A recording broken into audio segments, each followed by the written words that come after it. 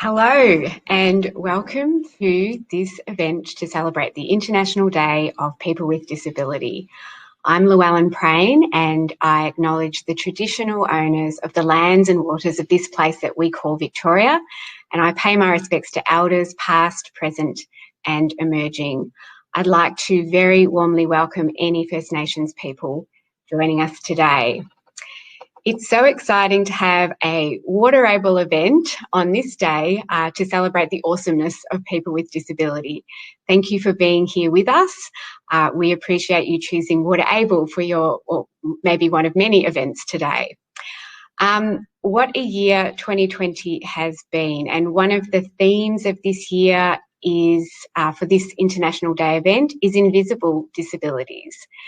And for me, it's been kind of interesting because we've adapted to this new way of working, but I've realised that nobody at Western Water has actually seen my white cane since March because I've been on Zoom all year.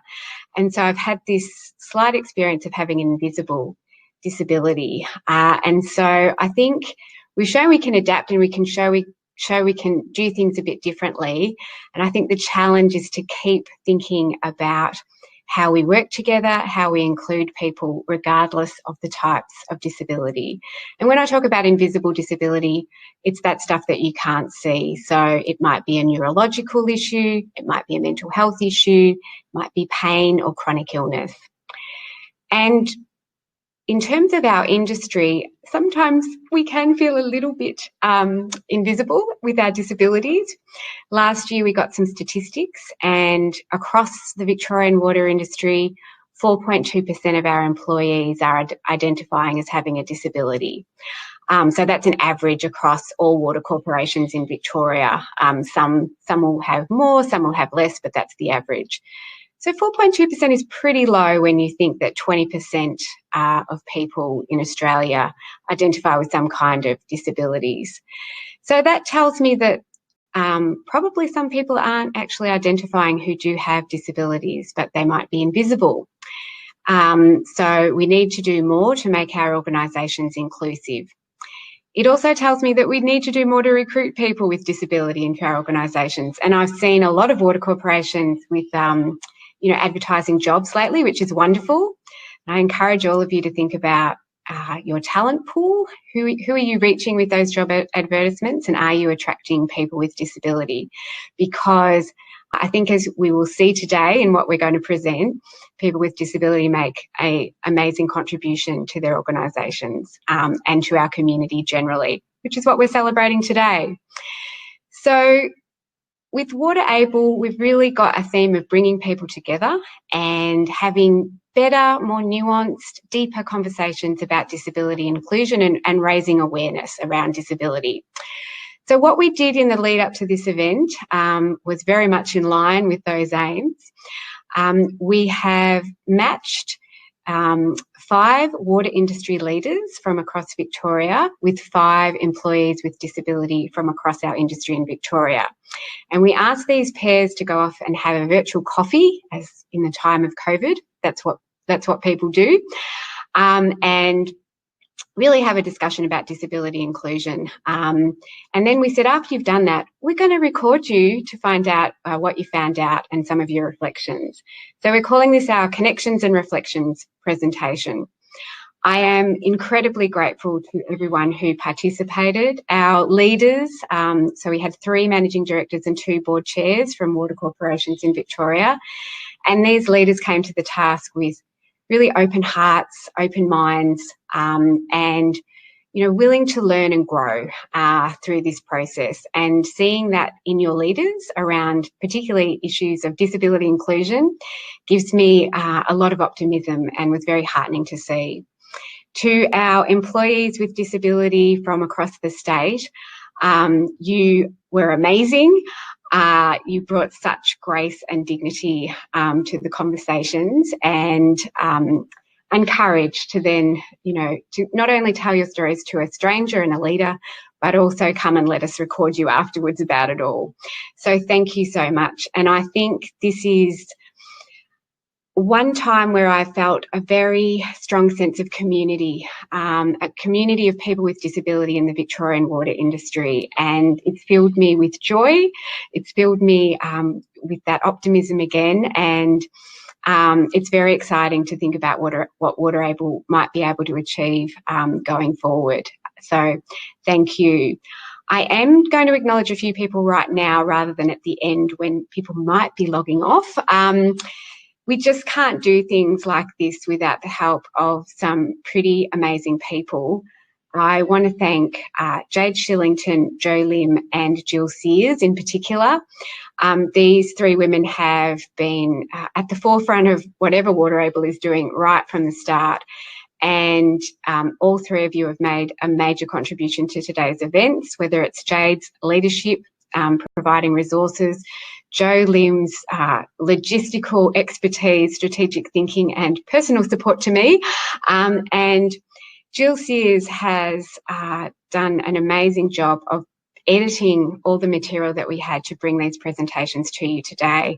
So thank you to all of you, just your WaterAble legends. To Vic Water, of course, thank you for hosting us once again, and to Fee Boucher for everything that you're doing in the background to make this event happen. We really appreciate it. So we are going to show the first presentation of Connections and Reflections. After that, you will hear from two WaterAble leaders, Donald and Matt. But without further ado, I'm going to hand over to Fee to play the first video.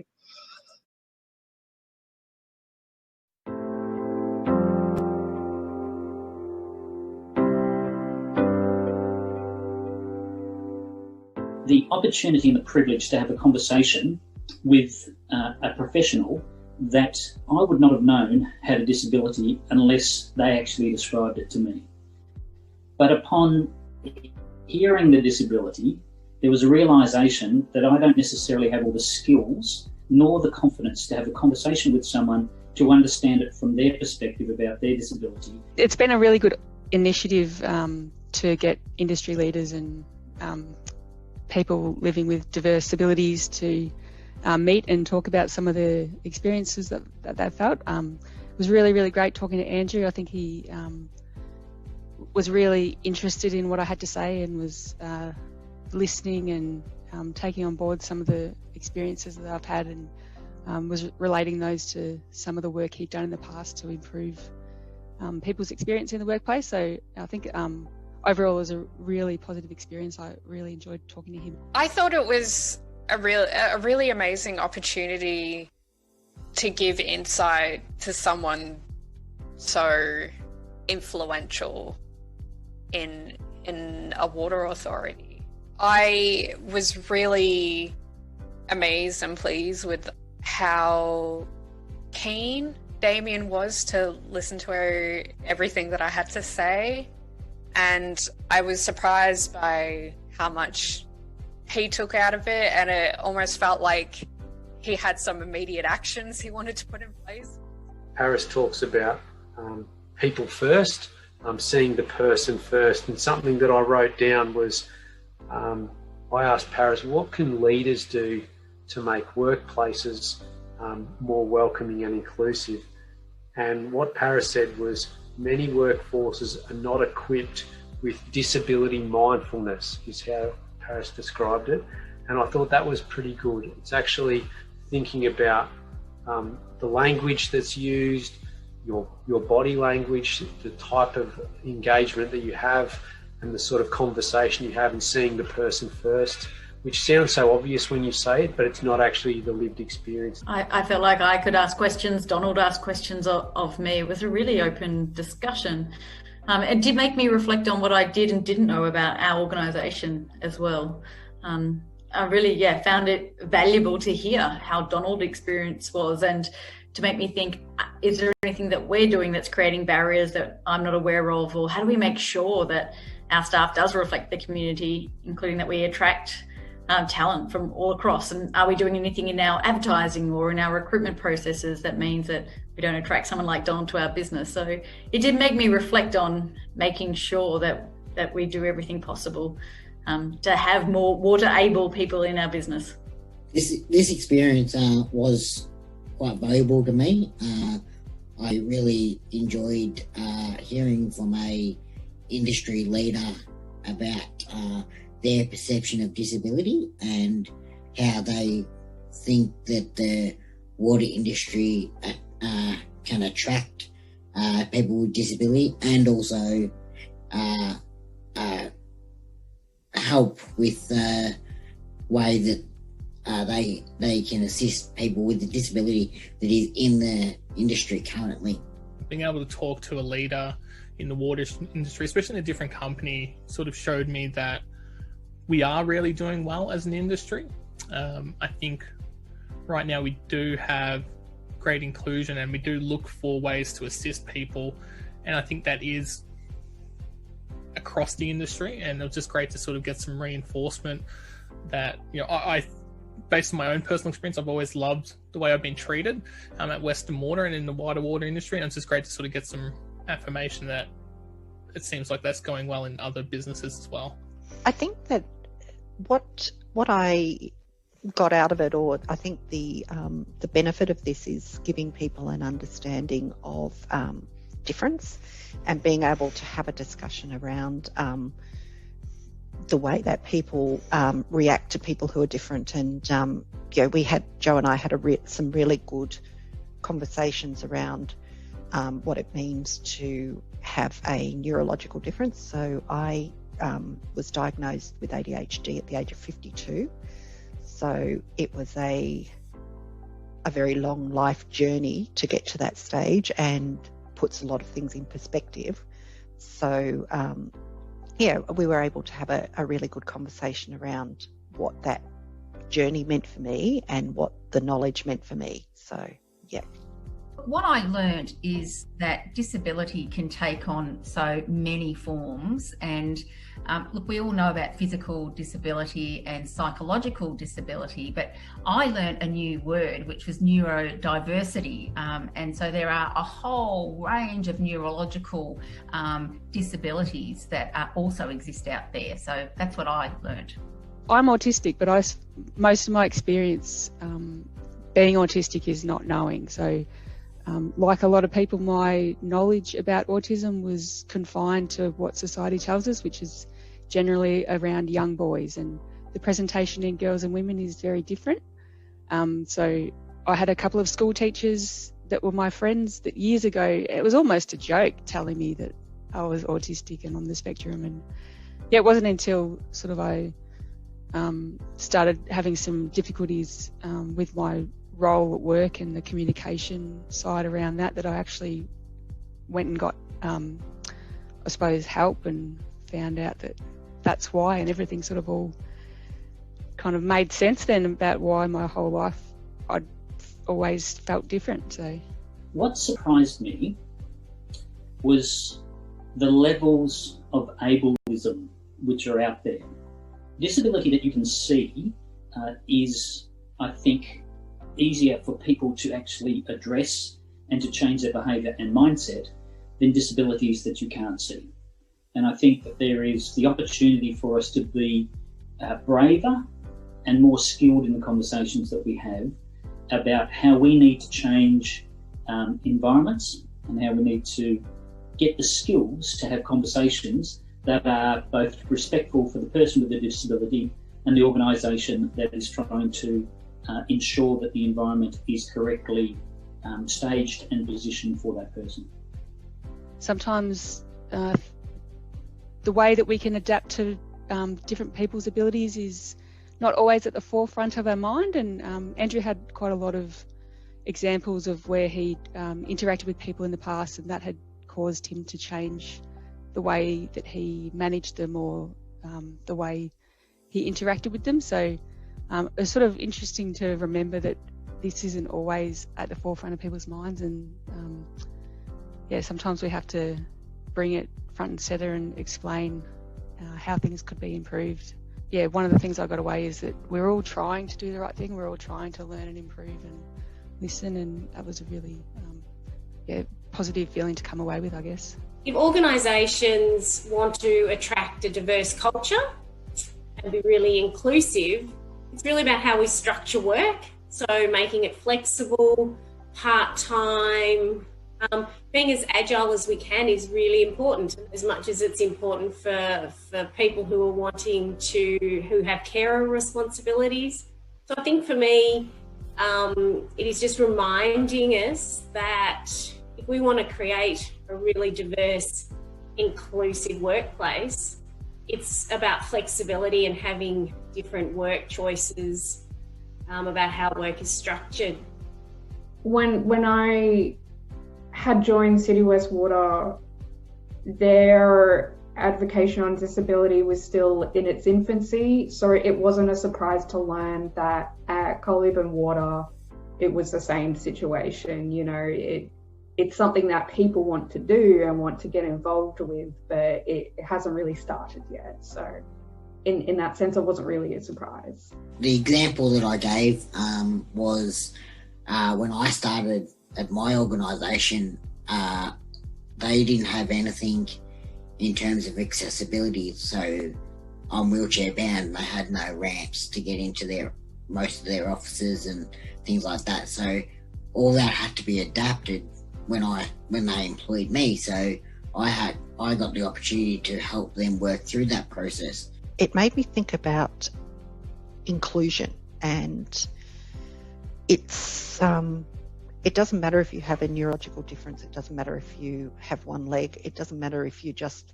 not feeling good in one day on a day. We all put on our mask and we come to work and we're smiling and everything's fine.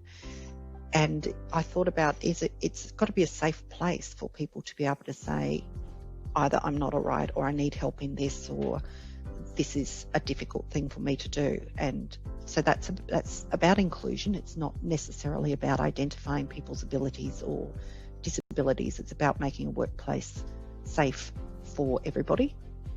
The conversation did make me think differently. And again, I think about leadership and management, and for all the well intentions that we have, we tend to take a one-size-fits-all approach, whether it's performance management, etc., etc. And I think that approach is way out of date when I reflect on that, and that we really need to make sure that our managers and our leaders at every level are equipped to both recognise but also deliver a more nuanced and tailored approach for our people. And that's going to take time, and it's going to take training. When people create an environment for me that is conducive to equitable and respectful contribution, I will freely and honestly contribute. And I feel like I bring a very unique perspective. I think differently to most people I know, and I think that diversity, when harnessed, results in really good outcomes, but often have difficulty being understood and sometimes even being provided with an opportunity to speak. So it takes me a little bit longer. I have difficulty with processing auditory information. So if I listen to people, I can't immediately respond. I have to wait some time until my thoughts coalesce. So Andrew provided a really respectful, open and safe environment. So I felt completely comfortable talking with him about everything. So yeah, it was really good, and I'd thank him for the way that he conducted that conversation. So the challenge is stop doing what we were doing yesterday, be brave and have the conversations, be vulnerable and show your vulnerability to the person that has the disability about what you don't know, and ask them for their help in you as a collective making a better environment for inclusion. I did feel a little bit nervous at the start because I'm not a huge fan of talking about myself, but Charmaine was also in that same boat. We're both pretty private people, but I'm always happy to talk openly once the sort of conversation gets flowing. So it was a really great chat. I think we chatted for about 45 minutes in the end, and about all different kinds of things. So yeah, my nerves that I did have at the start dissipated really quickly, and it was just a really great opportunity and conversation. Honestly, I was nervous at first, but once, not even 5 minutes into the conversation, I was a lot more comfortable and felt that I could talk about the good and the bad. I'm feeling a bit more optimistic following that conversation about the potential for real change. I really don't necessarily like the word disability. I think it's just varying ability. Because I don't consider myself having a disability. The only reason that it might be a disability is because I live in a neurotypical world and people don't accept that I don't work in the same straight linear way that they work. But, so I think we need to look at it as people of differing abilities as opposed to people with a disability, because it puts a big label on them and people don't always like labels. But I think the water industry it's trying, and things like WaterAble and Pride in Water, they're really, really good organisations, and they will make a big difference.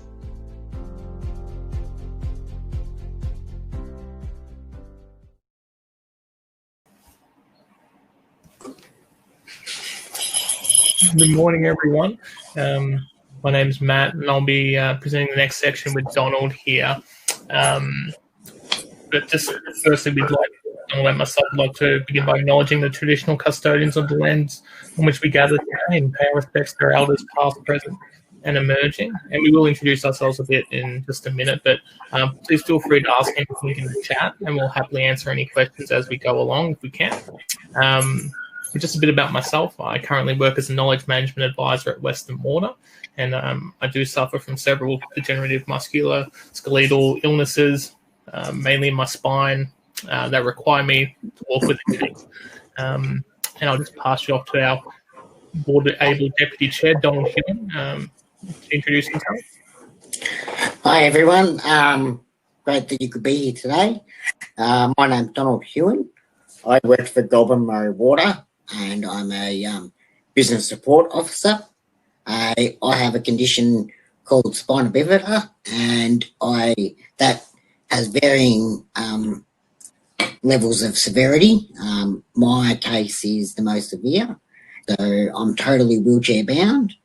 Does pose day-to-day challenges, but however, I just work my way through them the best I can and try not to let that become a barrier, and do what I want to do in life. Absolutely, and we will be hosting a couple of poll questions as well. So the first poll question that Don and I have is just if you do have a disability, so it will pop up in the right of your screen there. You can just respond to that with a yes, no, or if you prefer not to say it, that's perfectly fine as well. And we'll be sort of coming back to the results on those a bit later on.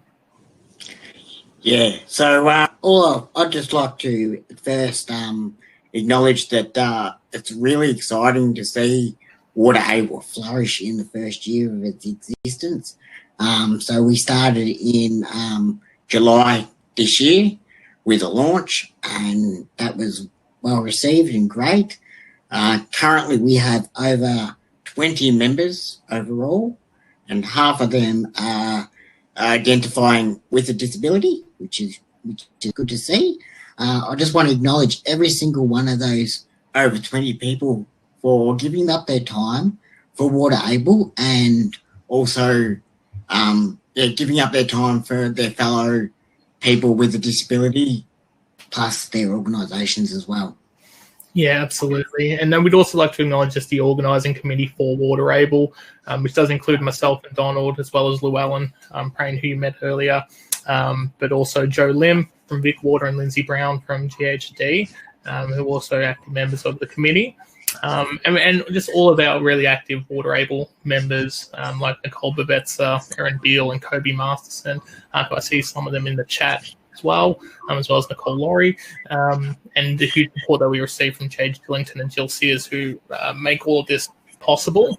But we are keen for more people to join us.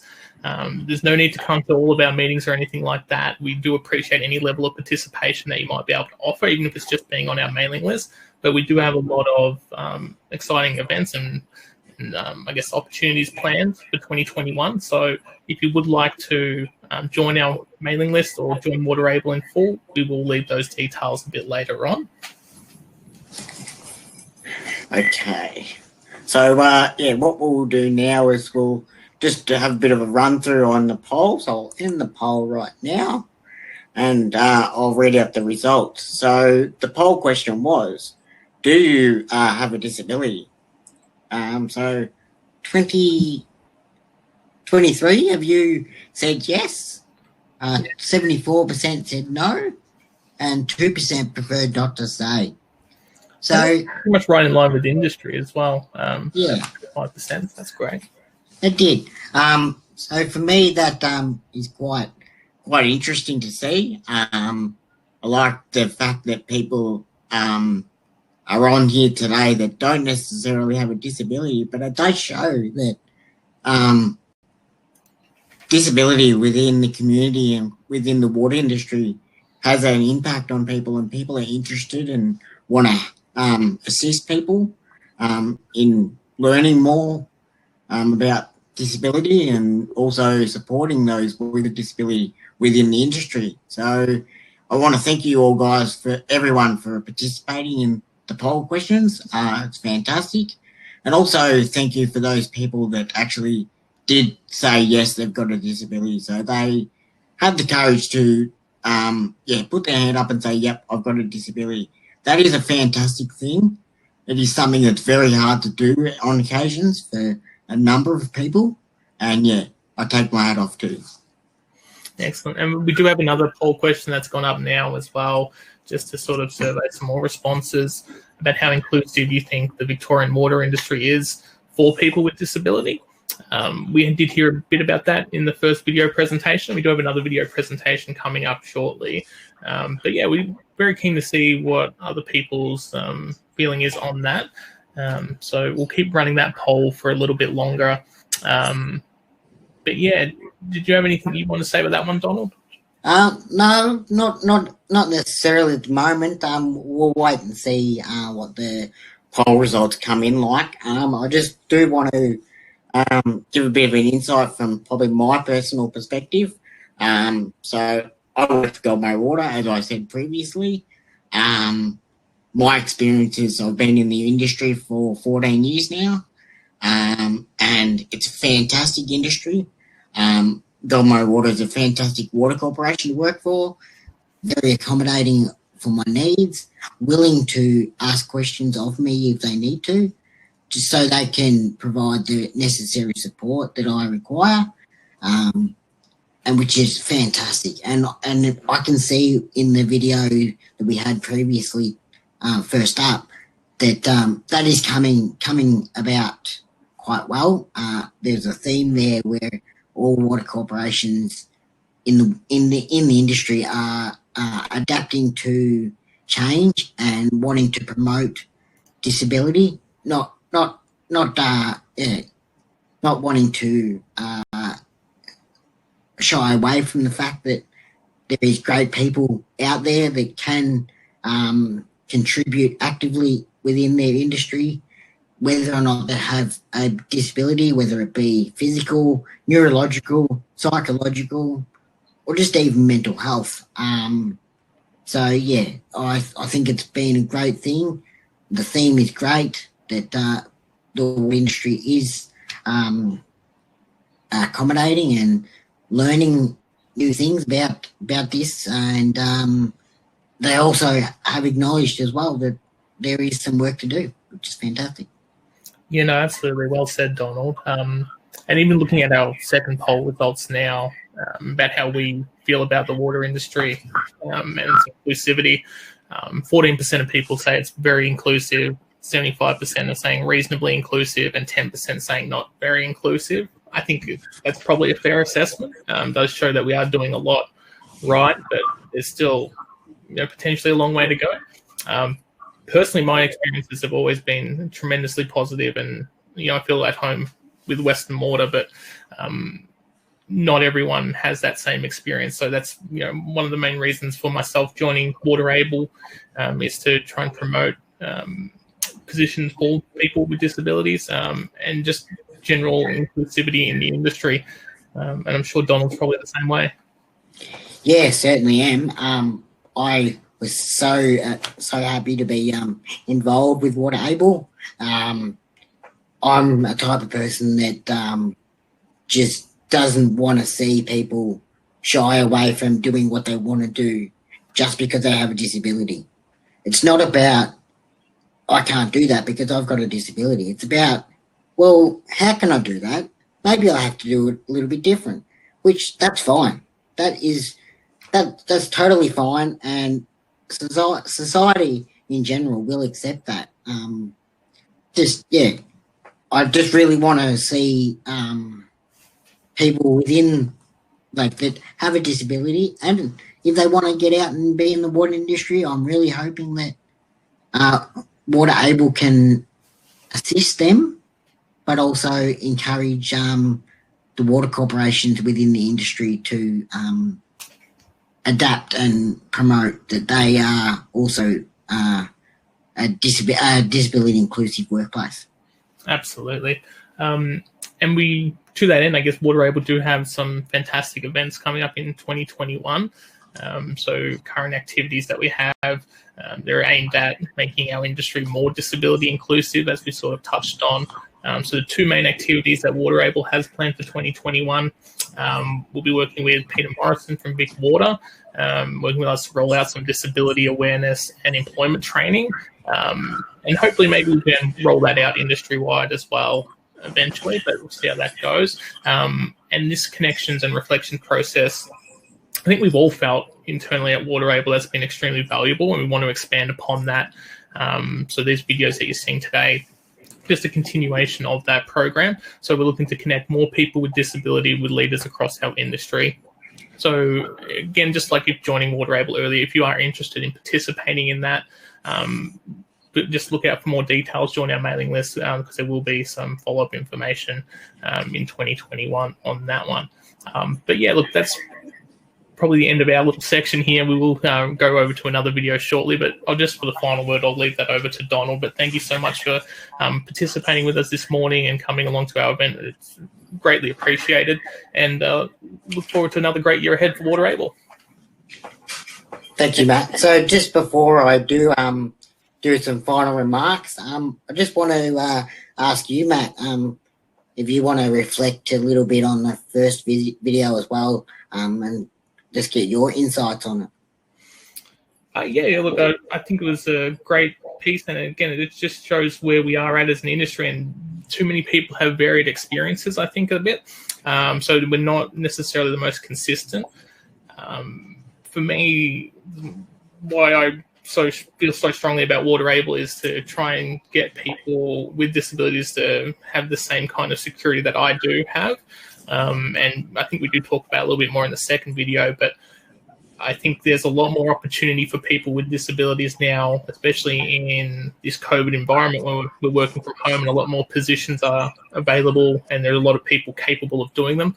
So we really do need to raise awareness for employers to maybe look outside the scope of their normal hiring practices, and also for, raise awareness with disabled people that maybe there are opportunities that they didn't think about that they can apply for. So I think we both feel really strongly about this, and we're keen to have as many members in the water industry as we possibly can. So again, just thank you to everyone who's attended today, and we do have a video up for you now. So yeah, just to reflect on that, thank you, Matt, and thank you everyone for participating today and joining. It's fantastic to well, I'd like to say see you all, but I can't actually see you. So, but it's really, really heartwarming to know that you're all out there. You're all interested on watching the chat and all the comments you're putting in the chat, which are absolutely fantastic. So just in final thing, if you want to join, get in touch with us. As Matt said, it doesn't matter if you're just on our mailing list and you just want updates. You don't necessarily have to attend meetings and things like that. That is sort of, you may prefer to leave that up to people like me and Matt. So yeah, happy International Day of People with Disability, and I really hope you enjoyed the next video. I know I have, I will, and I also really hope you have enjoyed this event in total. Thank you very much. Thank you, everyone.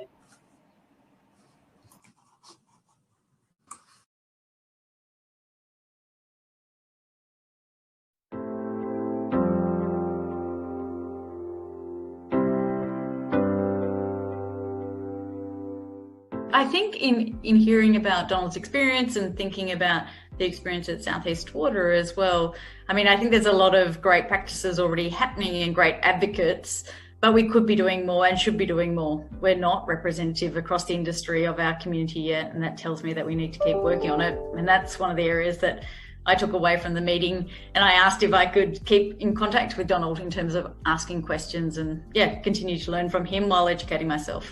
I think if we can harness each other's superpowers, that, you know, we will be better together. And the approach that we take is that we take the really good, strong bits from everybody, and we've all got them on different ends of the spectrum. We will come up with the sum of all parts being greater than one, rather than focusing on the things that we can't do or that we struggle with, because we all have them in different ways. Let's focus on the things that we contribute really well and harness and leverage those together for a better together approach. Yes, it's certainly in its infancy. There's so much more that we can do. I feel like we've just sort of started with having WaterAble, started having that conversation, and there's not a huge presence, at least from what I've seen, of people with disability in the water industry. So there's a lot of educating that I think needs to happen with people who are able, just to know that, you know, really in terms of work, it's no different. Like, it's the output. The output is no different. Just the way you go about it is a little bit different. And I feel like since we're encouraging a more agile workplace, really it just ties in well with everything that's going on nowadays anyway. Do what you can to make the workplace inclusive and a place that can empower your colleague to have a great experience at work and to bring their best to work without any limits. There's still a lot of opportunity for learning in this space, across our industry and probably even definitely across society as well. I think that the water industry is trying really hard, and I think they're, you know, taking great steps towards understanding diversity and inclusion. There's some great advocates in the industry. I think it's things like having WaterAble is fantastic because it allows a greater understanding of differing abilities. I guess my final last word is probably more about WaterAble, and I guess what maybe I'd like to get out of it. And the reason I was so thrilled to be able to join WaterAble was because I think there are a lot of people with disabilities who maybe don't know that they are capable of performing certain roles. And especially now that we are transitioning more to work from home environments, I feel like there are a lot of suitable opportunities for people with disabilities. And there are a lot of extra roles now that potentially could be suitable. And we need to make people aware, both employers who are hiring and also potential candidates in the disabled community who just may not be totally cognizant of the opportunities that are available. I'm just so keen to see where this goes. I'm so excited. I wish this was around when I was navigating my career path, because that was so hard for me. I didn't know what to do, what to say, when to say in terms of finding a job. I always knew that water was something I wanted to go into, but there wasn't this level of support. So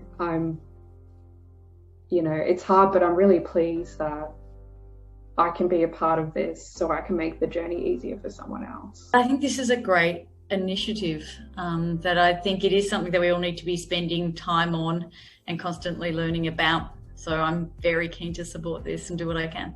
I think disability inclusion in the water industry in Victoria is better than it used to be, and I think it is getting even more better. Like, it's progressing quite well. I think that all the water industry, water corps in the industry, are willing to learn about disability and the inclusion into their workforce, which I think is a great thing for people with the disability, and gives them opportunities to have employment and just get in and out and about in their community. It made me think that people were a lot more willing to implement change than perhaps I thought. So many things are happening, so much change is happening, and the future is looking really bright. Final thing I want to say is to thank everyone who's been involved in putting this together. It is a wonderful privilege to really be able to take a moment and think more deeply about what it is that we're trying to do and why. And again, it's that why piece that I think will get us the right answer going forward. Because if the reason we're doing this is not just to be good people, but it's actually to get the very best from everyone, give everyone a purpose, and to be able to achieve at their best, our industry is going to be unstoppable. So no, my only comment is keep up the great work. I think what's great about WaterAble is that it actually brings a network of people across the industry that we've not had before. So as much as it's really important to have diversity and inclusion within the workplace like Goulburn Murray Water, but it's really important that that there's actually a network to discuss issues and highlight issues. And so, well done. I'd just like to thank all the water corporations for participating in this event, and also the participants that spoke to industry leaders.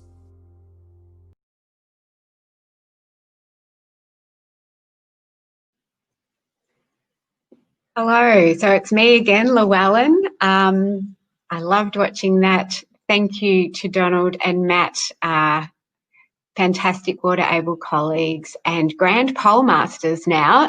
Thank you for your section of today. It really is very exciting to be able to put on an event completely by our industry, for our industry, and talk about disability inclusion. Thank you for joining us. We really appreciate your time.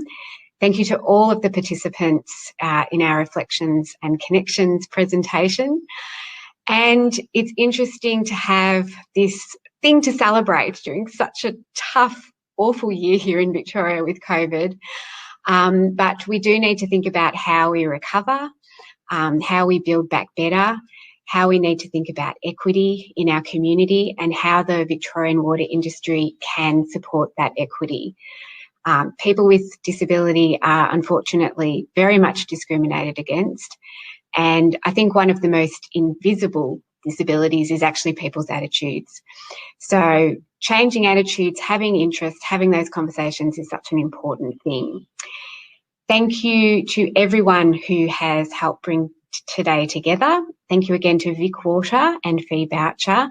And I'd really like to thank our Auslan interpreters who have been working hard all through the event. Thank you for being with us and for doing that.